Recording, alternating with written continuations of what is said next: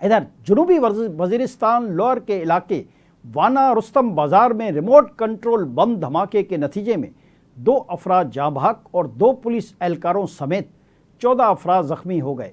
D S P Imran اللہ کے مطابق remote control بم دھماکہ پولیس موبائل وین کے قریب ہوا۔ ڈی ایچ کیو اسپتال وانا میں ایمرجنسی نافذ کر دی گئی ہے۔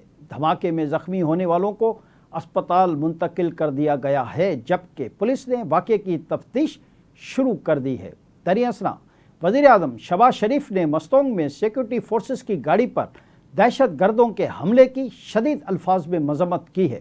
وزیر اعظم نے شہید میجر محمد رضوان طاہر نائک ابن امین اور لاس نائک محمد یونس کو خراج عقیدت پیش کیا، جبکہ فتنۃ الہندوستان کے 4 دہشت گردوں کی ہلاکت پر سیکورٹی فورسز کو خراج تحسین پیش کیا ہے۔